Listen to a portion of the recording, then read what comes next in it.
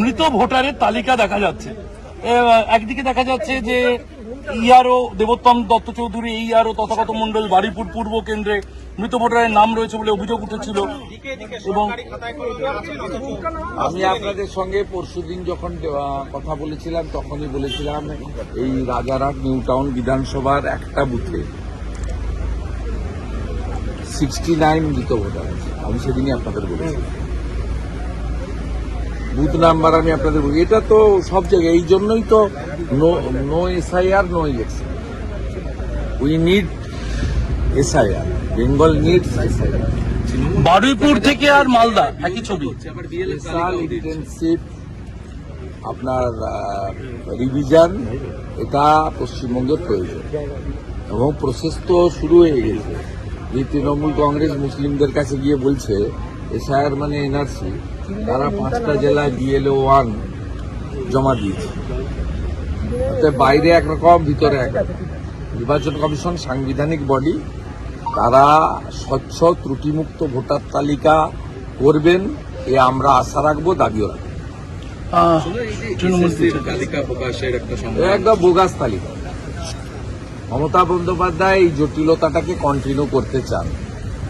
1803 জনের নাম প্রকাশ করেছে, এটা অসম্পূর্ণ তালিকা। আমি আপনাকে বলছি এসআইআরে যেমন আমি বলি যে 4 দফা নাম থাকবে না, বারে বারে বলি, ভবিষ্যতেও বলবো বাকিদের নাম থাকবে, কোনো চিন্তার কারণ নেই। এক্ষেত্রেও এই যে তালিকার ক্ষেত্রে মানে সুপ্রিম কোর্ট, ডিভিশন বেঞ্চ এবং এর আগে অভিজিৎ গাঙ্গুলির যে অর্ডার, এতে কিন্তু 4 জনের নাম তারা অযোগ্য। কারা? যারা ওয়েভার টেম্পারিং হয়েছে তারা 1 নম্বর, একদম ক্রিস্টাল ক্লিয়ার। আপনার প্যানেলের যে টাইম ছিল সেই মেয়াদ উত্তীর্ণ পরে যারা নিয়োগ পেয়েছে তারা, আপনার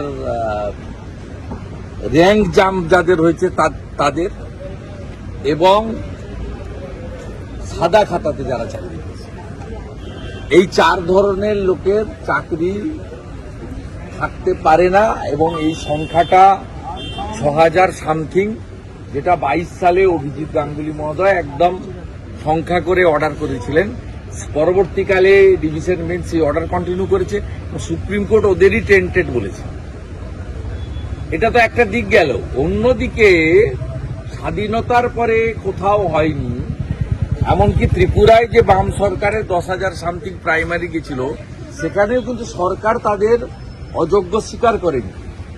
এখানে অন রেকর্ড 1803 জনের চাকরি অবৈধভাবে মমতা ব্যানার্জি সরকার দিয়েছে, স্বীকার করার মধ্য দিয়ে প্রমাণিত হলো এই সরকার, যারা সংবিধানকে সামনে রেখে মন্ত্রগুপ্তির শপথ নিয়েছে, তারা এই ধরনের বেআইনি কাজ করেছে এবং এটা সম্পূর্ণভাবে কোনো নির্বাচিত সরকার করতে পারে না। এবং তাদের যে ব্যুরোক্রেসি এই কাজে সহযোগিতা করেছে তা মারাত্মক। আমি কথা দিতে পারি, সিপিএম এর ভুলের জন্য মন্ত্রিসভা ছাড় পেয়েছে।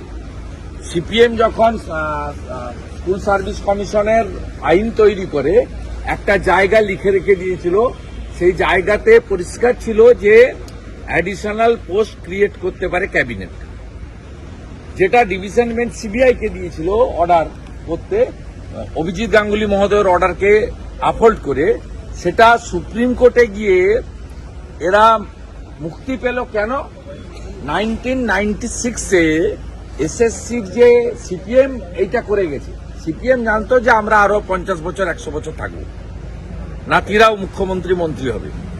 সিপিএম জানতো না যে ওরা চলে যাবে। সেই জন্য সিপিএম 96 সালে স্কুল সার্ভিস কমিশনের রুলে রেখে গেছিল যে অতিরিক্ত শূন্য পদ ক্রিয়েট করতে পারবে ক্যাবিনেট। সেই কারণে মমতা ব্যানার্জি সহ তার পুরো ক্যাবিনেট তারা বাইরে আছে, যারা 2022 সালে 5ই মে অবৈধভাবে 5800 পোস্ট ক্রিয়েট করেছিল, যেটা তদানীন্তন গভর্নর, এখন x vice president Jagdeep Dhankhar আটকে দিয়েছে। এটা আমি বারে বারে ডকুমেন্ট হিসেবে দেখি।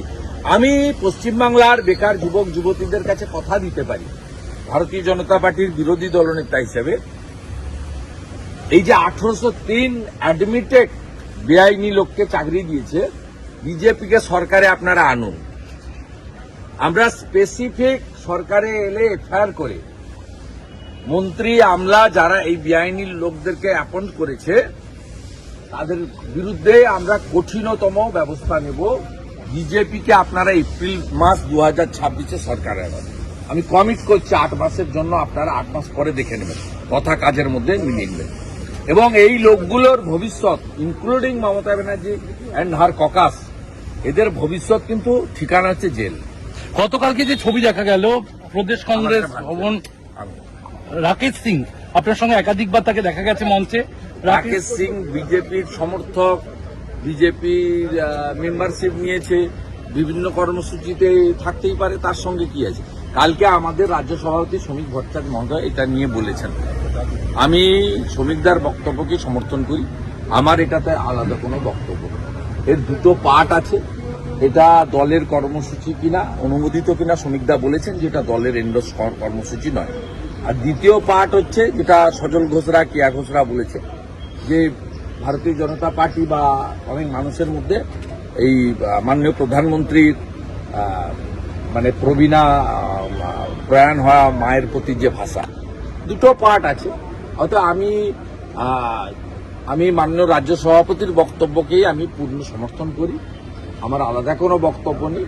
সাথে সাথে সজল ঘোষ এবং কেয়া ঘোষ যে সেন্টিমেন্টের কথা বলেছেন, সেন্টিমেন্টটাকেও আমি সমর্থন করি, কিন্তু সভাপতি যেভাবে বলেছেন সেটাই আমাদের সকলের কথা। আমরা বিজেপি সভাপতি ওরিয়েন্টেড পার্টি, পার্টি প্রেসিডেন্ট যা বলেছে, all BJP workers, leaders, functionaries, MLA, MP, আমাদের সকলের বক্তব্যই শ্রমিক ভট্টাচার্য প্রদেশ সভাপতি। আপনাকে শুভঙ্কর সরকার কিছু জানিয়েছেন? আপনি যেহেতু রাজ্যের বিরোধী দলনেতা, আপনাকে কংগ্রেসের কোন নেতা এই বিষয়ে কোনো অভিযোগ? I am not interested. পশ্চিমবাংলার কংগ্রেসের রোল অত্যন্ত খারাপ। কংগ্রেসের রোল যে কটা লোক আছে তারা করে, যখন অধীর চৌধুরী ছিল লড়াই করার চেষ্টা করত।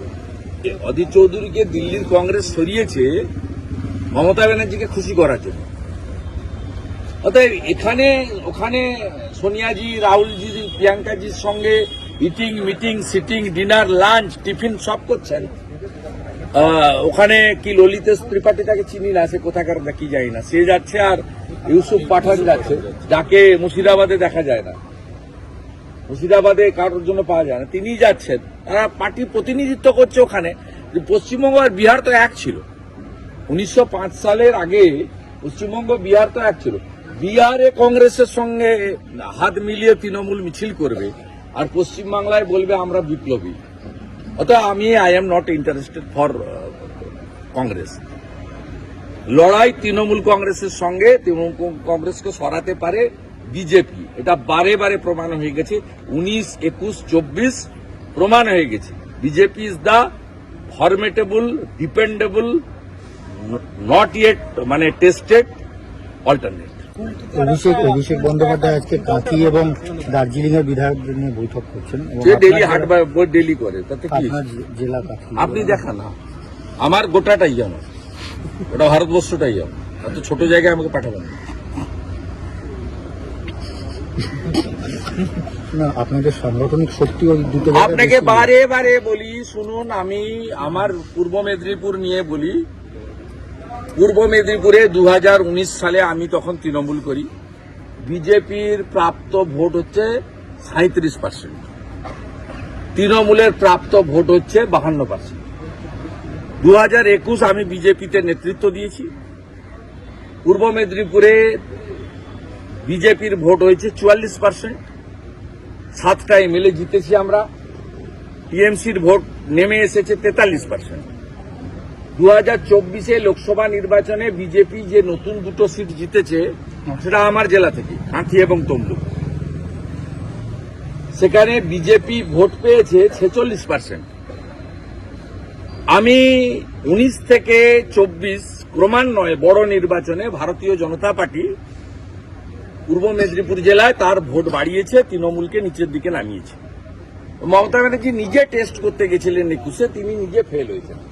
আমি নরেন্দ্র মোদীজিকে কথা দিচ্ছি সবার সামনে, অন রেকর্ড সেভারাল টাইম, যা আমি উনাকে প্রশাসনিক পূর্ব মেদিনীপুর জেলা থেকে উনি যাদেরকে সেন্ট্রাল বিজেপি নির্বাচন কমিটি প্রার্থী করবে পদ্মফুলে সেই 16 জনকে জিতিয়ে মোদিজির হাতে তুলে দেওয়ার দায়িত্ব আমার। রাজ্যেও যেমন আমার দায়িত্ব রয়েছে আংশিক সবাইকে নিয়ে, তো পূর্ব মেদিনীপুরের দায়িত্ব আমার নিরঙ্কুশ।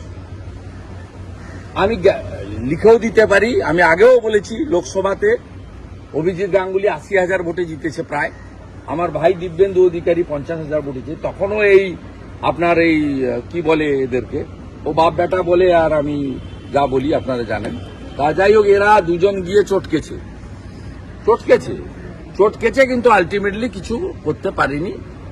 26-এও কিছু করতে পারবে না।